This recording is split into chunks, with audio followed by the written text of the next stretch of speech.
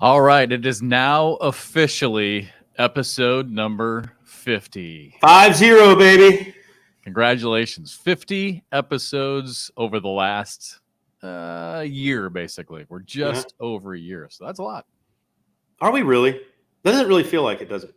I can't believe we've done 50. Kathy just said the other day, she's like, wow, really? 50? I'm like, yeah, I mean, that's a significant number. That's, I don't know. I think the amount of time, just a year, it just to me, for whatever reason, it doesn't feel like we've been doing this a year. I know. I agree.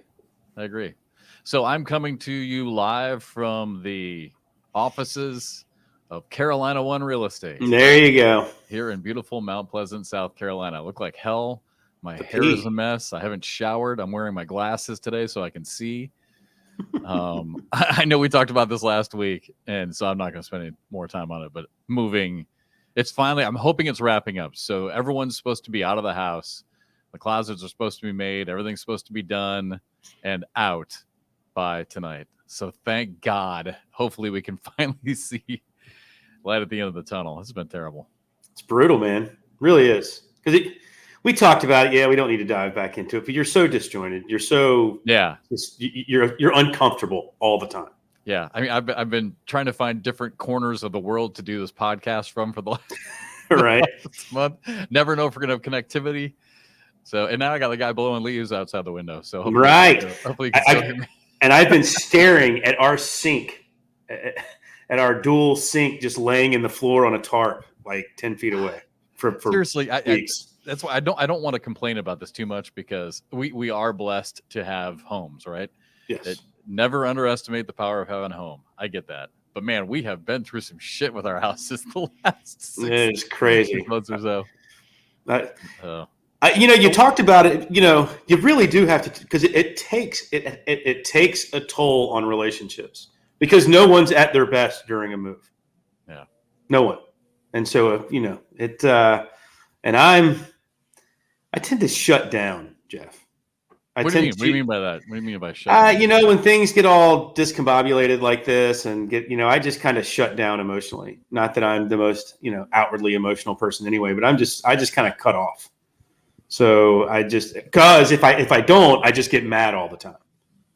I'm super mad that we're having to deal with all this crap. I'm super mad that we've had, just gutted rooms in this condo for, now months, now going, you're over 4 or 5 weeks, tired of it. Yeah. And so instead of just staying mad all the time, because I'm confronted with it daily, I just kind of shut down, which isn't probably the best. I found out that Fireball has worked a lot. Had some more last night. Yeah. I know it's not your thing. Fireball. I mean, come on. It's 70 proof, man. If you're going to drink liquor. That's my thing. Like, Fireball actually has less alcohol than, say, if you wanted to take a shot of Crown. Yeah, I can't do Crown. I'm not man enough to do Crown. You know what I'm saying? I mean, like, if you're going to drink liquor, drink liquor. That's all I'm saying. Yeah, but I don't like the taste of that stuff. So who does? I still want to. So you just wanted to knock it out. You don't want it to taste. Yeah, I mean, the people that talk about how great alcohol, they're lying. They're lying. I actually like the taste of Fireball. You know why? Because it takes me back to my youth. And remember the Fireball? Remember the hard candy Fireball? Yeah. That you put in your mouth and keep it there for like 20 minutes before it finally dissolved. Mm-hmm. Yeah. And I've got one for you. I don't like the taste of Miller Lite, like especially draft or out of a bottle. I'm with you. But something about a Miller Lite can, and I don't know if it's the smell that hits me. All of a sudden, I'm 16 and I'm like enjoying beer, kind of you know what I mean? Like all of a sudden, it hits my brain. It's the weirdest thing because I can't stand it out of a bottle or a draft or anything like that. But man, 12 ounce can of Miller Lite, all of a sudden my brain just goes back to happy times. I thought, and those were good times for you and Stacey together. Yeah, I thought you were just going to say in general you don't like Miller Lite. For some reason, Miller Lite and I don't get along very well. For some reason, I get like headaches from Miller Lite, and it's a light beer. How do you get headaches from a light beer? I can drink Bud Light, Mick Ultra, Modelo, all that kind of stuff. For some reason, Miller Lite, no good. I thought maybe you were going there. We had some. No, I miss not being able to drink good beer. And what I mean by that is your microbrews, your hoppier stuff. I really can't drink that anymore because of my gout issues, and that tends to be my one thing that I can bank on. If I have 3 or 4 like really good hoppy beers in a night, I know 2 days later I'm going to have some sort of flare up. So Hashtag old man problem. Old. Yeah. And right now, everyone 30 and under has turned off the podcast. Nah, I had my first flare in my 30s. Doctor looked at me like I was an alien. You're your first flare up with gout in your 30s? 34, 35, yeah. Yeah, I was so afraid getting older because I always heard that when you turn 40, things really started to go downhill. I was fine with 40. I really was fine with 40. Now about 48 is when it really started to kick in. I would say 40. I would say right around 40 is when I noticed things weren't, if I was actually still like playing in softball leagues and stuff. And if I twisted an ankle, it was literally like at 39, it was fine. At 40, all of a sudden it took weeks to heal up. That's what a lot of guys say. I was okay. I was still playing basketball. Everything was fine at 40. Yeah. But then about 40, probably about 46. It happens fast too. Because I remember being younger going, look at those old guys. I'm never going to be like that. No way that's ever going to happen to me. And boom, it just happens. I was the same way. And again, when I turned 40, I felt great. I'm like, this is no big deal. This is no problem at all. And all of a sudden, wham, you're right. It hits you. All right. Meet Jeff and Bernie real fast. I've got it even better now. Last week's was a big hit, by the way. Yeah. I mean, I think we had like 15 listeners, maybe 16. They loved it. Yeah. They loved it. Our dedicated folks are really in on that stuff. So maybe we should talk about death more often because apparently we all know it's coming sooner or later, right? just push it away. All right. What's your Meet Jeff and Bernie this week? All right. Which birthday was more painful to you? 30, 40, or 50?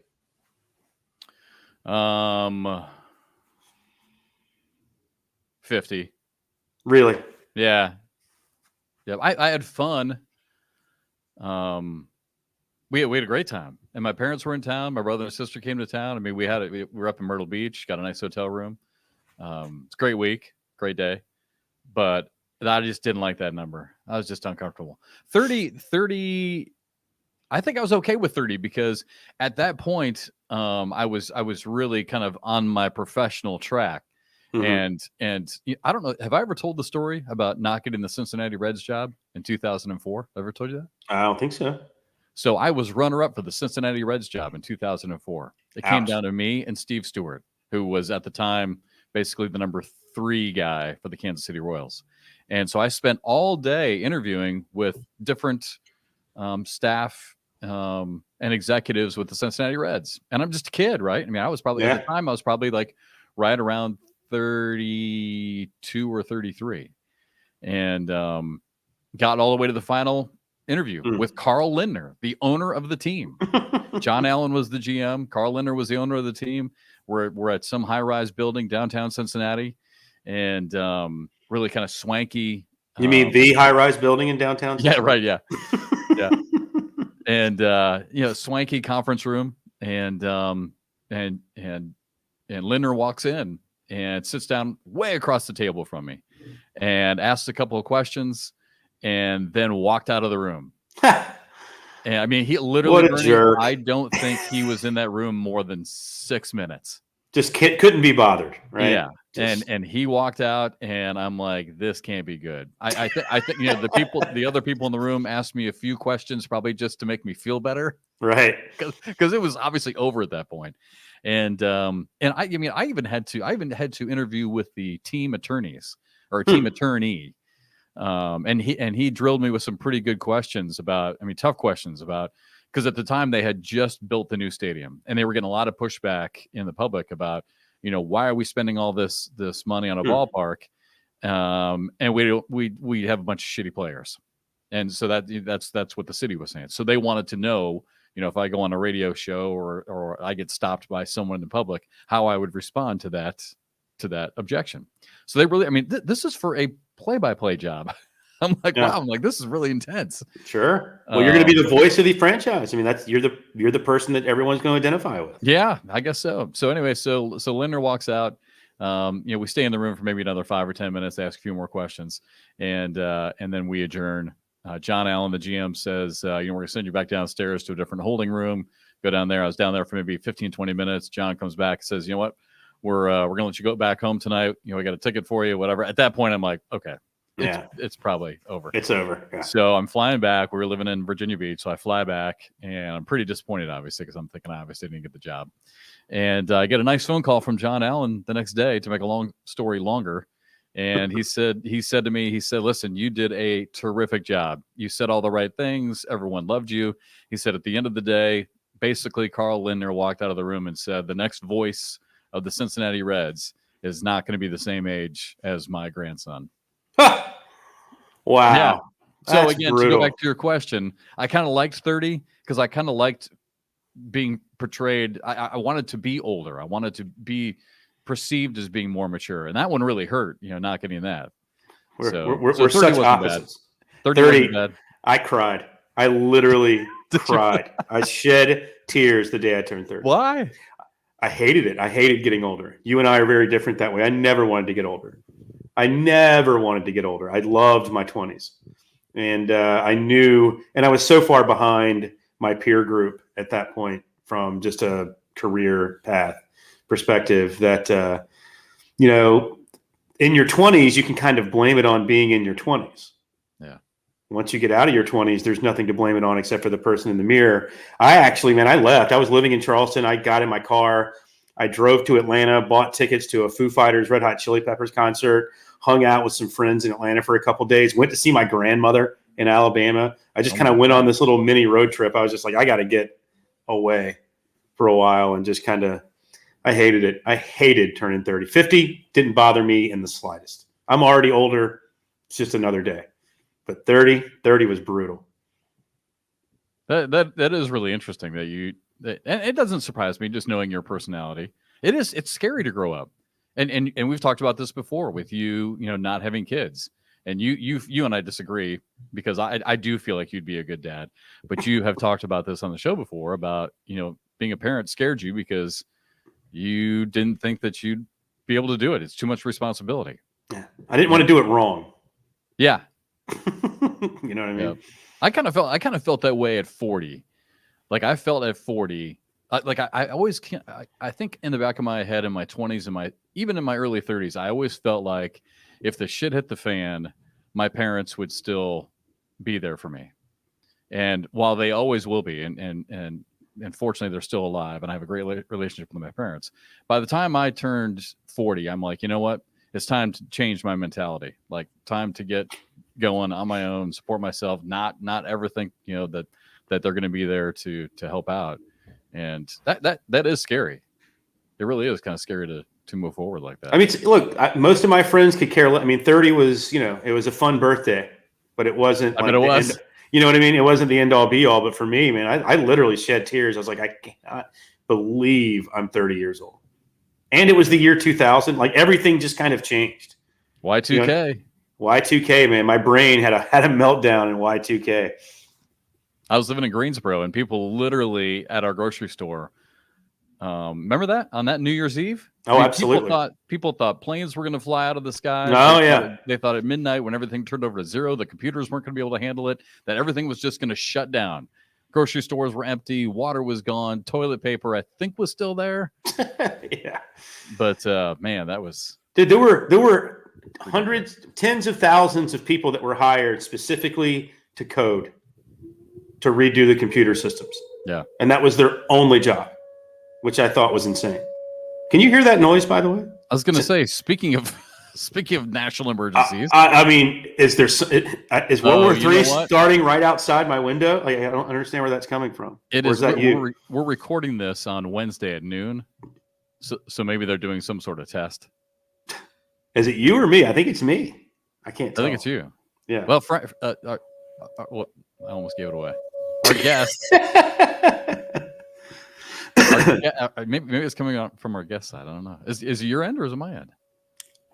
I still hate, you know, growing up. I think it's my end. I don't know what that is, but growing up in Iowa and Kansas, that sound terrifies me. I bet. It excites me. Trouble's on the way, right? Yeah. I mean, that is. So, did you ever see one before we get to Frank? Yeah. No, I did not. The short answer is no. But I was on the Douglas County storm chasing team for one semester at the University of Kansas when I was a meteorology major. And so we would go and, I That would would be drive out to awesome. Western Kansas. Yeah, we'd drive out to Western Kansas and we'd have to shoot through storms, right? Yeah. Because that's how you do it back then. You would shoot through the storm and then follow it on the backside because that's normally you get the best view. And Yep. I mean, pretty old metrics back then, but yeah, that was basically how we did it. So yes, we saw many funnel clouds, but I never actually saw a full cloud to ground, tornado Huh. live. So apparently, I wasn't very good at it. Well, I think I know I saw one once when I was really young in Alabama. That's kind of, Alabama, Mississippi, they have kind of the southern area where there's just a ton of tornadoes in the summertime.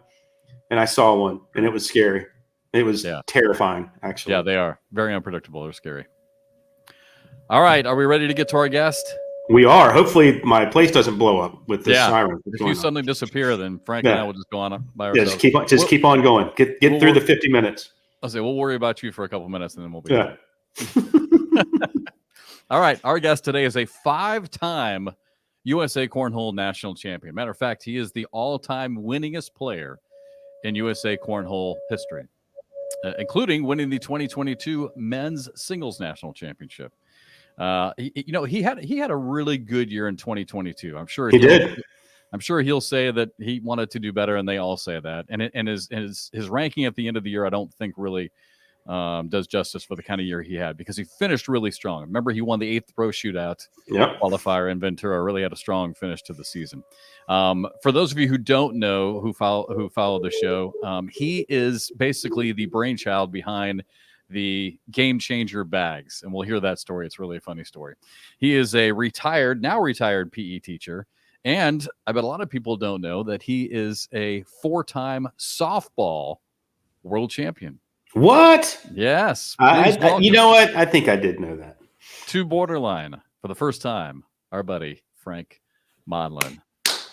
Hey, Frank. What's up, guys? How are y'all doing? Find a way, Frank. Captain America. Find a way, Frank. There we go. What do you got? What do you got going on behind you there? I like that. Yeah, look at it. Oh yeah, man. Supporting allcornhole.com there. Got the AAR. He's repping. Yeah. Look at that. So does that TV screen? So like every 5 minutes, does it rotate like at a basketball game? Yeah. No, it's actually a poster. Yeah, it's a banner. Oh, I thought it was a TV screen. That's actually a great idea. Control, like in 5 minutes, it'll switch over to McDonald's in 5 minutes or something like that. We'll change sponsors. Yeah. All right. So Frank, tell everybody where you're at and where you live. I'm not sure how many people know this. Okay, so I'm on the eastern side of the U.S. So in North Carolina, in the Carolina Conference.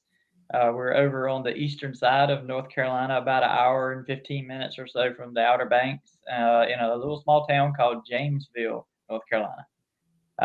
Grew up here, went to school here, went to college at ECU, Greenville, North Carolina, the Pirates. And come back home, married a girl from my hometown. Is this Brenda or somebody else? We're gonna go with Brenda. So kind of like just making sure. Yeah, for sure. No, we as far as that goes, it's one of those kind of stories you've heard before, where the guy likes the girl forever, and he finally wears her down, and she ends up settling for him, I guess. They actually call that assault today, Frank. Yeah, you can actually do time for that now, right? Yeah, they don't do forced marriages anymore, Frank. By the way, I know she's watching. She's actually one of our 15 viewers. My mom, an Eastern North Carolina girl. She grew up in Kinston. Awesome. She grew up in Kinston. Yeah. Oh my goodness. Down east. Oh, that's so cool. Kinston. Yeah, that's not far from here. Maybe an hour and 15 minutes or so. Well, there's no doubt that you caught a good one. Brenda is salt of the earth. Absolutely love her. And we also found out last week that Frank and Brenda are exactly 6 hours from Charleston because we had a great time. We had charity cornhole tournament, chili cook-off here in Mount Pleasant last week. And Frank and Brenda were generous enough to drive all the way down to join us. And the office, I mean, there's probably, I don't know, Frank, maybe 40 or 50 people here. And they absolutely loved talking to Frank and Bernie. I'm sure, Bernie, you see these probably at the tailgates, or maybe not, because I'm not sure there's a pro with you guys. But it's amazing. It's amazing because there's a lot of people who think they can play the sport of cornhole, and then someone like Frank Modlin shows up, and they're like, "Oh shit, man, yeah, he's really good." And Frank did such a good job. Obviously you're a teacher, so you're just you're a natural at this. But the way that you're able to kind of teach them how to grip the bag, how to throw it. You're throwing 4-baggers all over the place. I mean, it really was great. So thanks again for doing that. You and Brenda are such great sports, and loved hanging out with you guys. We had absolutely had a blast. I wish we could have stayed longer. We had to get back for some Halloween festivities there, but we really did have an awesome time. The group there it's Carolina One, right? Right. Yep. Carolina One Realty in Charleston. Great group of people. I'm not really just saying that. It honestly was a great group of people. They welcomed us so good. Gave us a gift basket at the end. They just didn't have to do stuff like that. But just a great group to talk to. I could tell in that arena, in that I guess that field, there's a lot of competition. So the competitive nature was coming out in a lot of those guys, and I like that. It was a good competitiveness for sure. But Lord knows, Jeff, they absolutely treated us so good. Got us down there, put us in a motel.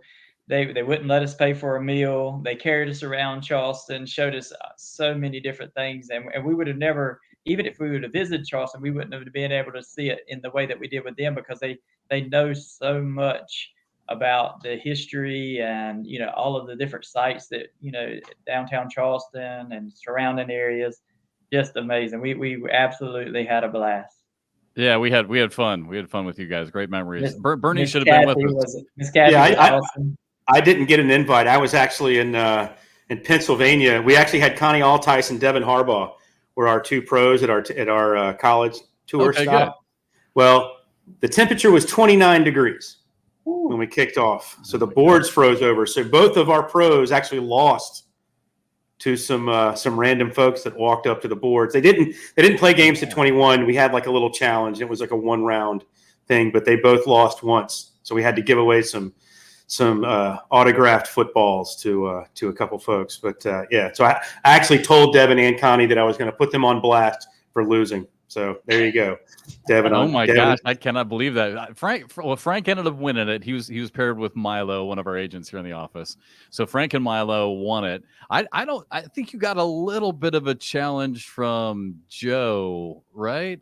Yes, Frank. I mean, for sure. I could tell, like all of a sudden you really had to like play to put him away. Yeah, no but doubt. Other than that, it's pretty easy. Yeah, whenever you're in a situation like that, and Milo was awesome. Was he really? I think you're being kind. He struggled a little bit talent-wise, but I think the bug has bit him. The next time I see him, I feel like he's going to be better. But he had Stewart, and I'll let Jeff get into that here in a little bit, on his end, and Stewart was holding his own down there. So it kind of clicked in my head that I really, really needed to do what I could some do work. on my end. Yeah. So because Joe and a little bit of pressure because Stewart Default is part of the Bush's Beans family. I mean, he's heir to Bush's Beans. So all of a sudden you're playing against one of the namesakes and family members of one of our biggest sponsors. So yeah, so you had to no doubt we had to represent. Yeah. How great of a guy is Stewart, though? I mean, he loved meeting you, and he's a terrific guy. I mean, super nice guy. Yeah, Just he's down great. to earth, great personality. And I could tell, just the way he spoke about it, his family is so passionate about cornhole. Yeah.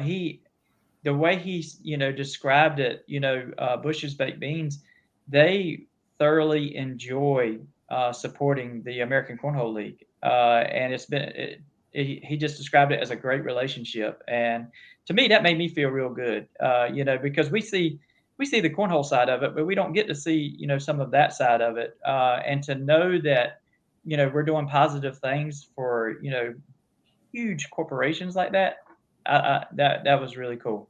And he's really a super nice guy. All right, Frank, I got a question for you. You ready? Awesome. I'm probably more guilty than anyone else when we do streaming matches and everything else about talking about Frank Modlin. His time's up. He's done. He's had it. He's finished. He can't keep up with the game anymore. How do you keep doing it, Frank? Because every time someone like me is shoveling dirt on your career, you come around, you win a shootout, you won a shootout, by the way, for people out there that don't really know the game, you don't throw the hardest bag in the world. And the shootout you won was in windy, hard conditions that you would have thought would have favored people that threw the bag as hard as they possibly can. Nope. Frank comes barreling through there. So what is it about you specifically that allows you to keep coming back? Because the talent's changing. The talent's getting younger and younger and better. And yet you're finding ways to adapt to that. How are you able to make that happen? Well, honestly, and speaking of Ventura, awesome tournament. Love John and the guys out there. They did a great job. I love the coming together of Spencer's and the ACL. I think that was an awesome fit. Everything clicked perfect. And truly, I would have, and I am a gambling guy. I love poker. I would have, if I'm putting, of course, we don't bet on ourselves, but if I'm putting money on that, I'm not betting on Frank Modlin in that Ventura tournament for sure. There's quite a few other guys that I would have been betting on, and like you say, some of the young guns, some of the guys that are throwing the quicker bags, the faster bags, with the lower trajectory and the more rotations that can cut through the wind and that sort of thing. And honestly, I got out there throwing them game changers, and I still was able to throw slick side the entire weekend. And I was a little shocked with that. I thought that I would end up having to, do different things or whatever. But I'm telling you wrong. I think I was throwing what was I throwing? Let's see, we were throwing. I think I was throwing all slides Wow. in that because see, it seems like even in the shootout I was able to throw my game changers. In the Ventura, the Spencer McKenzie's tournament, we were all throwing bags That that makes were sense. provided by Yeah. the companies. So Yeah. all cornhole, they didn't have the game changers on that list, so I threw all slides in the Spencer tournament. But in the shootout, I was able to throw not these particular ones, but the white game changers. There you go. I was able to throw the slick Shameless side. plug, Frank. That's sick. Shameless. Oh, no Shameless doubt. plug. You got to do it, man. Got to do it. Yeah, no, I was able to get away with the slick side, and that was what I was probably the most nervous about. Like I thought I was going to have to flip over and throw sticky a lot more, and that it would change my game up too much to adapt to. But I was able to find ways with the wind. I found that being patient, because the wind's not consistent out there. You have little Right. gusts, and it would kind of come in like small spells. And I literally was very patient, waited for the gaps, and would shoot the gap. And it just kind of worked. But you're right. I think when you ask about what keeps me hanging in there with these guys or whatever, it's honestly my family. That is a very simple answer. If it weren't for Brenda and my girls cheering for me, I've got one of my daughters that watches just about every match I play. So that's why I go live a lot, on some of the side courts. Even if she's not able to watch, and all three of my daughters watch, as much as they can. But Brooke watches just about every match, and she's messaging me, between matches, how that last match went, who I've got coming up. She knows just about as much about cornhole as I do. So we'll talk strategy, and we do that with Logan and Kayla also. But honestly, that's what it is for me. Growing up playing softball and other sports, um, you know, being they were able to travel with us my entire life of sports. It's been more of a family event, and having them to be able to experience it with me. If it weren't for that, I wouldn't be in sports at all. Period. So interesting. Along that same point, Bernie, I thought Mike Morton said it best last year, and Trey and I talked about this on one of the broadcasts. Mike said, every time Frank comes on the court, we're always talking about the other person. Right. But at the end of the match, it's always Frank who's won and moved on. Absolutely. I mean, it's so true, though. It's so true. So we just keep seeing you every single match, and you just continue to just survive and keep moving on. I think Frank, and I mean, we've talked about this before on this, as far as actual cornhole technique goes. Again, you don't have 4 or 5 different pitches, like a lot of the other kids have nowadays. I know you're working on some. I think you are just deadly accurate, and you just are able to execute at such a high level. I mean, even here, just last week, I saw it. You're just so precise, and I guess that just comes from hours. I mean, is it just more practice? Is it a physical thing, or at this point, is it more of a mental thing for you? Well, we all know so much of it is mental for sure, but you have to develop the physical pieces first. The mental just kind of keeps you, on pace. But I can't even begin to tell you how many hours I threw trying to get to what level I wanted to be at, and still do. I'm not able to throw quite as much as what I would love to. I literally, I can get out in my building and throw for hours on end as long as I'm able to throw, and stay intrigued with it. It's crazy, but I really can do that. And part of that is what, like Bernie was talking about, and you just mentioned, these guys, the younger generations that are throwing different shots at us, they're continuously teaching us, new things about the sport that we didn't even think was possible. When of course, we all had some flop shots and stuff that we would hit every now and then 3 or 4 or 5 years ago, but it wasn't something that we were doing as a strategy. Right. Now these guys have it down to, a science. They literally throw these shots with a lot of accuracy. And what we have to do, whatever weapons that you have in your arsenal, you have to figure, what can I do to counter this? And that's what keeps it so that's part of what keeps it so intriguing for me. I know, going against a particular player, I find myself doing this a lot. Honest to goodness, at I guess it was probably 1 o'clock in the morning last night, I'm watching videos of players, and this was, I think, the ones I was watching last night was actually when Cheyenne was making her deep run at Worlds, and she played Ryan Windsor, and then she went on to play Trey Birchfield in the championship. But Brenda came in, she says, "Why are you watching this? This was, but just I literally find myself watching a lot of video and just studying people and what their talents and what their skills are. I watch a lot of live feed now, even when I'm not at a tournament. I told Jeff that this weekend, Brendan and I, we absolutely love to watch, the matches. But a lot of it for me is watching some of these young players that I don't get to see that often, because I'm not from their areas. So I get to see them on the live feed, and I get to study what they're capable of, what they do in particular situations.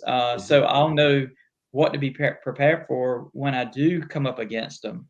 Is this player a first block guy, or is he put the first ball bag in the hole and block on his second bag, or are they just a slider? They're just going to try to put as many bags in the hole as they can.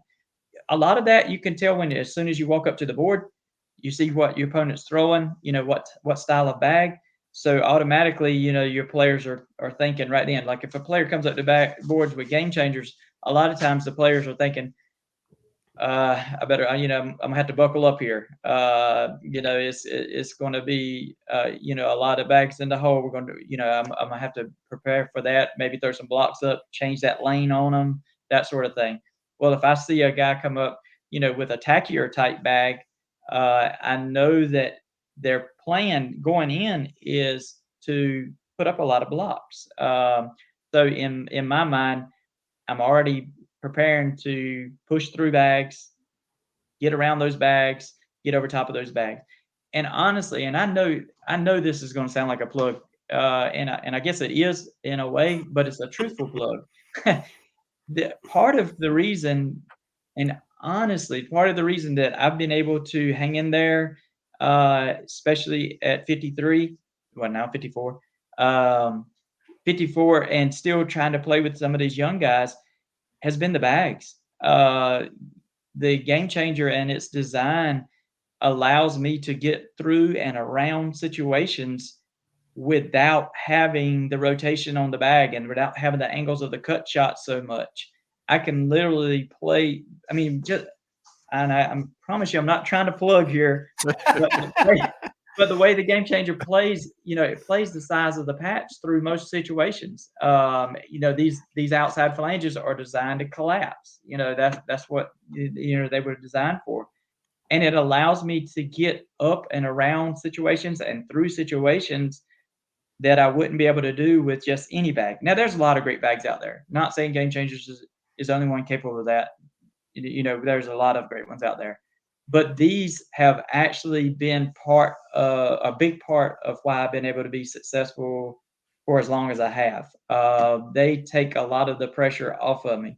I know what the bag, I know them inside and out. I know what they're capable of doing. So honestly, all I got to do is put the bag in the right situation, and the bag will do the rest of the work for me. Wow, that is terrific stuff, and that is seriously, I mean that is. I mean, it's going to blow a lot of people's minds, because just like when you were here last week, there are a lot of people who watch this show, a lot of people who watch our national broadcast. They have no idea, how evolved the cornhole bags have become, and how evolved they are, the ones that you guys are throwing on TV. That's a fascinating story. While we're there, can you quickly tell us the story? Because I remember you telling me the story, and I've told it on the air, but I feel like I've told it so many times now that maybe I'm not even telling it right. But if you can talk about how that bag was designed by you, I think it starts where, all the way back in the beginning, where they wanted to sign you basically, and they asked you to design a bag. And when they said to you they wanted you to design a bag, they were basically asking you to put like a graphic trademark on it, like a Frank Modlin, something. And you misinterpreted that, if I remember the story right, and you were thinking, "Oh shit, I've got to design a bag. Like, I'm not an engineer. How the hell am I going to do this?" If you can tell that rectangle or round, or what do I do? Yeah, like, I think I'm right on that when I tell the story. But if you can tell it, Frank, because it's a great story. No, that's you're dead on. I honestly had the concept. You know how we all are. We're always continuously trying to improve things. And that's just kind of how my mind works in life in general. If I see something, my mind automatically goes, "How can I make that better?" The same thing happened in cornhole.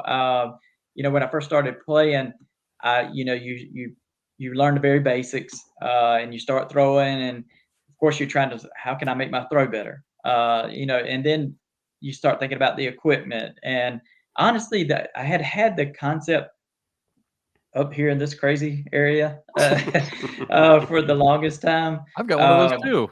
Yeah, that crazy area. Yeah, Mine might be a little bit larger than yours, though. I've got a feeling. But yeah. But when I signed on with All Cornhole, I guess that was back in 18 or 2017 at that point.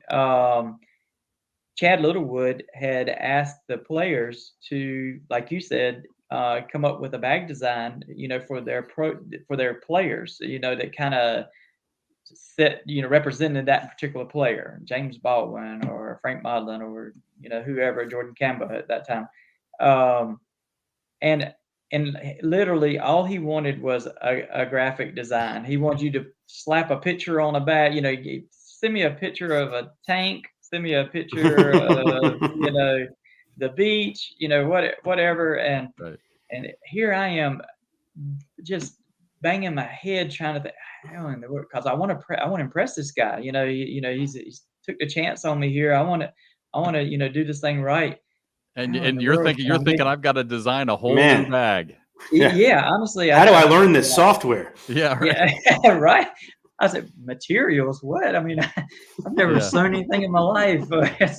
So yeah, no, I literally was trying to think very, very detailed on how I could change this cornhole bag to make it better. And that concept just kind of kept coming back to me like, man, this might be a perfect opportunity. You might think I'm crazy, but it might be the perfect opportunity to kind of introduce that. Well, weeks go by. Chad Littlewood's, sending me messages. Frank, when you gonna get that design in, buddy? Everybody else has already got theirs in. Everything okay? Question mark. And I was like, yeah. I said, I'm working on something. And he would always kind of come back with, okay. And I'm pretty sure thinking at this point, this guy's loony, And Right. Yeah. so this kind of leads to one evening, he sends me one of those messages, and I said, I think I've got something here. I want to run by you. And I start trying to explain it, and that leads to a phone call immediately. And that phone call ended up being over an hour, maybe hour and a half call. And I could tell right to start with, it was okay, whatever, no, Just throw the bags, Frank. Yeah. Yeah, you're supposed to put the bag in the hole, Because by this point, Chad's like, oh shit. All I was asking for was just a logo. And this dude has gone out and designed a whole new damn bag. Yeah. He was thinking I was trying to reinvent the game, Exactly. But honestly, through the phone, I could almost see him change, like his, the conversation changed, as I was trying to explain to him the concept and what I thought it could do. And 15, 20 minutes into the call, that call changes from, okay, I've got more important things to do, let's hurry up and get this over with, to give me more, tell me more. And we literally talked about everything that I had thought about and tried. And, at this point, we had even made a very, very, very rough prototype. My youngest daughter, Logan, had made, sewn the patch on there for me. And we had actually tried the prototype out. And even with that rough prototype, we saw we had something. I mean, at that point, we were throwing, the slide rights and, a lot of the old bags that were popular back in the 17, 16, Right. 15 range, which were basically two-sided bags, one full side. A lot of them were suede back then, but you had a really tacky side, and then you had a slick side. And honestly, it was a lot easier for me to tell that there was such a difference then, comparing it to some of the bags. So I was able to talk him through it, and then I was able to show him some visuals afterwards. But yeah, Chad bought into it. He says before the phone call was over, he said, we've I think you have something here. We need to get this protected, the concept. So which kind of led to the whole game changer deal. Yeah, and so for those of you who are listening who maybe don't know, so again, like Frank was just saying, with the cornhole bag, you've got the slick side and the sticky side, and normally that sticky side is the entire part of the bag. It's just a different material. And so Frank's idea, if you can hold that up again, Frank. So Frank's idea basically was just to make it a patch. So while most bags will take up the whole area as being a sticky side, his idea was just the patch, and that's what's become the game changer. And literally, we've only got a couple minutes left. I mean, we could spend an hour on this, but it literally, I mean, I don't know, Bernie and Frank, you guys know better than I do. I mean, it literally changed. I mean, it was game changer, literally, right? I mean, I think it changed the evolution of the cornhole bag. Did it not? I think it actually forced the other bag manufacturers to step their game up. Yeah, because it put all cornhole on a pedestal that was above and beyond what the other manufacturers were doing. And now it's created, I don't know, Frank, I mean, it's an arms race now. Every year, manufacturers are coming up, and all of that stems from the game changers literally changing the game when that came out. Well, I really appreciate you saying that, and coming from you, Bernie, and Jeff. You don't have to include me on that. Well, you can just say Bernie. Everyone knows. That's all right. It means a lot, though. Bernie's been around the sport for a long time. He's seen this thing evolve, and I think Chad did. He was actually the one that mentioned the name Game Changer first, and man, I think he hit it dead on. I think it has been a true game changer, and and with the game changer technology, it reaches beyond just the patch. We've got the other technologies that are that surround the game changer technology. Mark Pryor, with Ultra, they've got some of the GC technology that they use, with the Ultra bags, with the dot technology, which is amazing, which is remains to be one of the more popular bags. Chad Littlewood with All Cornhole, they're coming out with the dot version. They're in collaboration with Mark, and it's been a great relationship with the whole deal.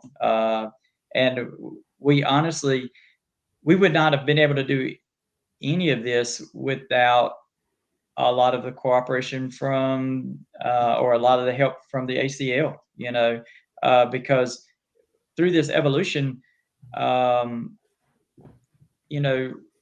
ACL could have, Stacy could have said no to this. They could have said that no, we got our bag design that we don't want to mess with it.